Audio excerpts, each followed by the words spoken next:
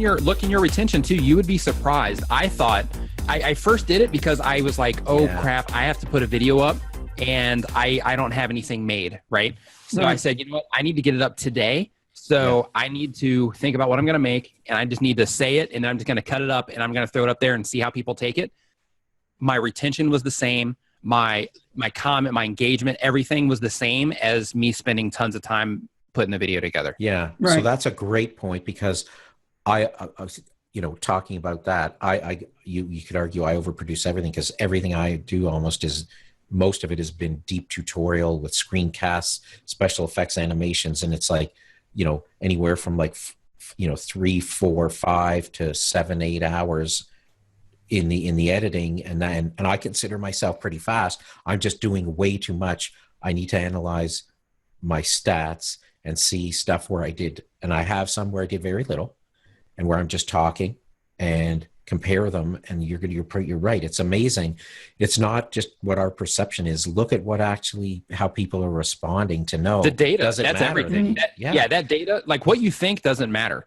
Like any theory that you put behind it, none of that stuff matters. What matters is, as far as YouTube is concerned, is what YouTube specifically tells us they're looking for and the information that you get from your stats. That's all that matters. That's where I'm kind of learning with my Top Shelf VA report videos. My training videos, almost every video across the board, the first 28 days, above average, high average. So I'm going to keep putting all the work in the deep editing that I put into those. The Top Shelf VA report, average, maybe below average, up to average. Well, that's exactly what you were saying. Okay, on those videos, there isn't a need for me to put as much work into, putting the graphics in there when I'm making a point or something like that. I can have graphics, but not to the amount that I've had before.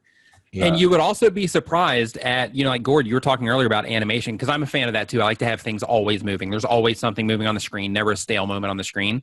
Right. But the amount of time that it takes to add all of those little animations, like you would be surprised at how effective, like some clients' channels that I work with, like they do to where they'll just put like just a stale static image on the screen. Yeah. And it still helps with their retention. You know what I mean? It's not the fact that everything's moving around and that it looks fancy and all that. It's that it just breaks their concentration just for that second to give them something else to focus on.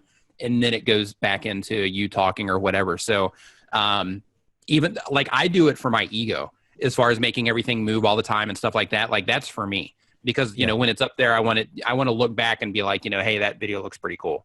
But in reality, I also know that if I need to get a video up in a hurry, then I don't need to do all of that stuff. You know what I mean? I can just stand there and talk or whatever. And I've had to do that.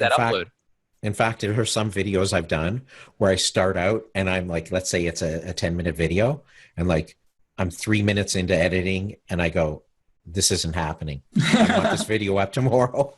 And then it's like the video is inconsistent. I got all of these things going on in the first 3.5 minutes. And then it's like, and only one person has ever noticed that for that video. It's interesting. People never said anything. Yeah. Isn't it? So yeah. And here's another thing too. It is your own ego. It is your own ego.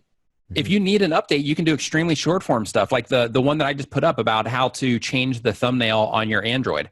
The video is like 1 minute and 20 seconds long, right? But it took me literally from concept to actually uploading it. I did that entire video in like an hour and a half. That's talking about it, the screen recording on my phone and going through it. It was like an hour and a half for everything. And that included setup time.